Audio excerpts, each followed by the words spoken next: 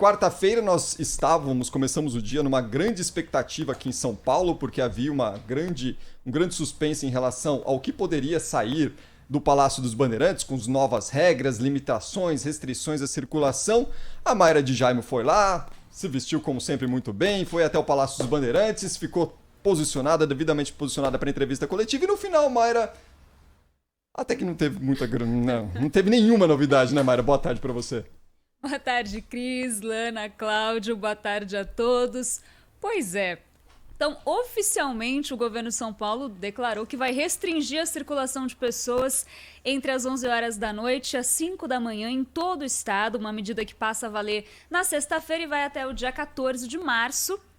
Só que na prática não muda nada, porque os serviços essenciais não vão parar nesse período. Pessoas, por exemplo, que trabalham como motoristas de aplicativo, taxistas, os postos de gasolina, supermercados, tudo vai poder funcionar normalmente e pessoas que estiverem na rua também não vão ser multadas. A circulação de pessoas não vai ser proibida. O que vai acontecer na prática é só um aumento de fiscalização, pelo menos essa é a promessa do governo de São Paulo. E a partir de agora, pessoas que descumprirem o Plano São Paulo, que é o plano de quarentena, vão ser multadas. Antes, só quem não usava máscara que tinha essa possibilidade de multa. Então, agora, quem tiver em aglomerações e principalmente quem promover essas aglomerações vai ser multado. Vai ser um esforço conjunto aí da Vigilância Sanitária e da Polícia Militar, também com apoio do PROCON. Mas, na prática, mesmo a movimentação das pessoas, quem vai trabalhar, quem atua ali no período de noite, no período noturno, não vai mudar nada, Cris. E essa... Agora, Mayra, tucanar o toque de recolher, quer dizer, como é que chama aí? O governador chama de como? Não é toque de recolher, não, é outro nome, né? É toque de restrição. É típico, né, Cláudio? Uma enorme diferença, né? Seria melhor se fosse um toque de recolher, né? Porque aí é uma coisa séria, um anúncio. A gente Olha lá, entende, vamos ter né? que resolver. Tudo bem que o horário não muda muito a realidade. Já não podia fazer festa Não, antes. não altera nenhum setor, de 11 da noite, né? até as 5 da manhã, o que muda? Já não podia estar circulando. Não era para estar na rua nessa hora, de qualquer forma. Seria muito melhor até para manchete que fosse um toque de recolher, mas toque de... Restrição. Restrição é só blitz de orientação. Não vai ter multa, não vai ter nada. Se alguém estiver na rua nesse horário, pode ter que conversar com um guarda. Blitz de orientação, exatamente isso, é a única coisa. E isso foi decidido em cima do recorde de internações que a gente teve mais uma vez hoje. Tem 6.657 pessoas com Covid em unidades de terapia intensiva e dessas, 660 deram entrada só nos últimos 10 dias. Inclusive, o Centro de Contingência disse que se as internações continuarem nesse ritmo, em 22 dias a gente alcança 100% de ocupação de UTIs. Eu trouxe a palavra do coordenador do Centro de Contingência, que é o Paulo Menezes, sobre o motivo, né? O que vai acontecer exatamente, por que essa medida foi determinada. Isso evita tanto grandes aglomerações, festas clandestinas, por exemplo, como também aquelas reuniões que parecem inofensivas, reuniões 10, 15, 20 pessoas, que vão até mais tarde, mas onde ocorre grande transmissão do vírus em muitas situações. Isso aí, o que a gente já sabia, já tinha sido falado, que principalmente essas aglomerações que aumentam a transmissão da doença.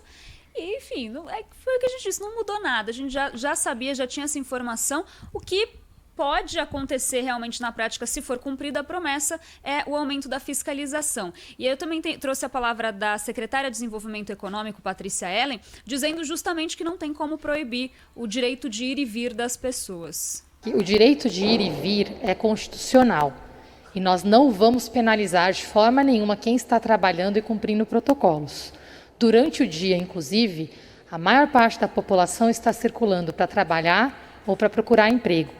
Todos de máscara, respeitando os seus protocolos e sempre muito preocupados com isso.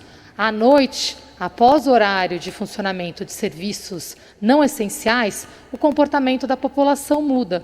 Quem está na rua está crescendo, inclusive, o comportamento de descumprimento dos protocolos do Plano São Paulo, no momento que nós estamos tendo o pico, o maior número de internados em UTI.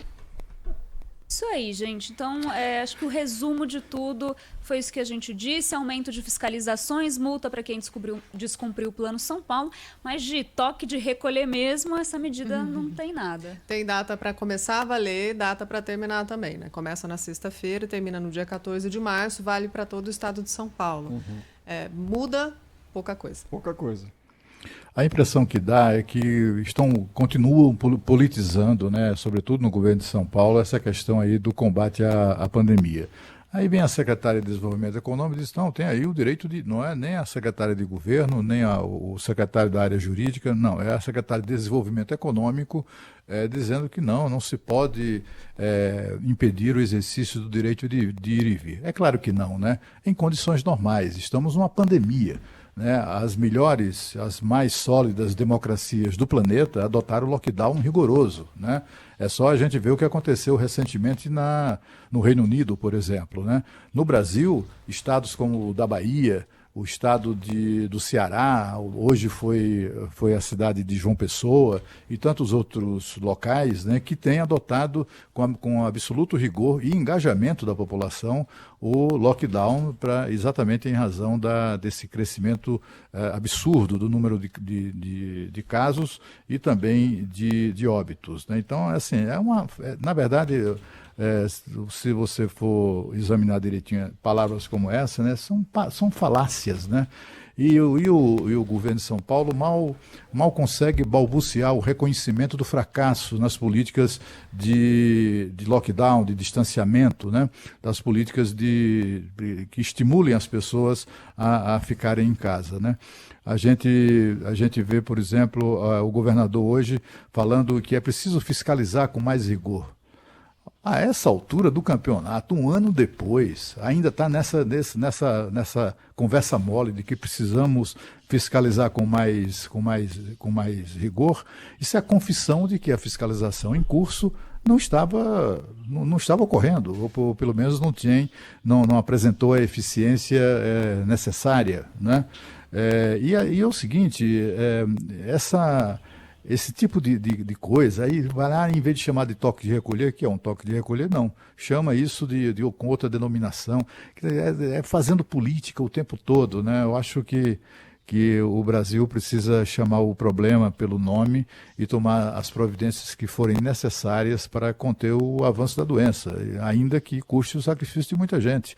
Evidentemente que esse toque de recolher entre 23 horas e 5 da madrugada provoca transtornos, claro que sim. As pessoas que em São Paulo, e são muitas, são milhares, né, centenas de milhares, que trabalham durante a noite, essas continuarão tendo o direito, né, o exercício do direito de ir e vir do trabalho, e do trabalho para casa, etc. e tal.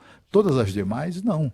Então, assim, falta aquela firmeza, né, que a gente espera mesmo dos nossos homens públicos. Você sabe, Cláudio, você viu, Lana, é que a impressão que me dá é que o governo de São Paulo... porque eu já vim aqui, na hora que comecei a escutar a coletiva de imprensa hoje, eu já comecei a visualizar a minha rotina, porque eu chego aqui no Grupo Bandeirantes no meio da tarde e saio sempre no fim da noite. Então, eu certamente seria afetado diretamente por esse toque de recolher. Eu já vim colocando na minha cabeça, mas será que vai ter um site que você precisa entrar para justificar? Eu vou ter que apresentar essa cartinha da Band para o policial militar que parar na rua. E aí você vai vendo, não é nada. E a impressão que dá é que, neste momento, o governo de São Paulo começa a terceirizar um pouquinho a responsabilidade, tirar um pouco do colo dele a necessidade de medidas eventualmente mais restritivas e passa para as prefeituras adotarem o que for melhor ou o que considerarem melhor localmente, como já tomaram, né, iniciativas ali, Prefeitura de Araraquara, Prefeitura de São Bernardo do Campo anunciou nessa semana que vai fechar. Então parece que o governo de São Paulo começa a tirar um pouco do colo dele esse peso da responsabilidade.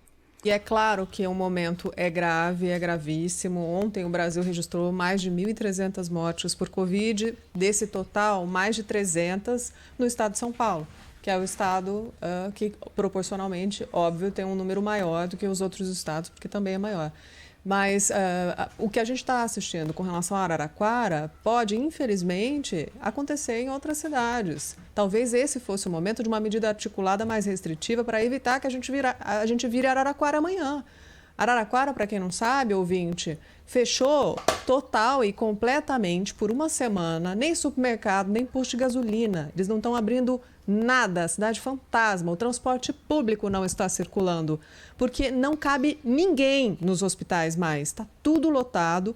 E aí as cidades próximas também estão seguindo esse nível de rigor das medidas de restrição. É claro que a gente não quer ir para aí, a gente não quer ir por esse caminho, mas para isso não podemos deixar os hospitais lotados, não podemos deixar a doença circular, tem que fazer o distanciamento social.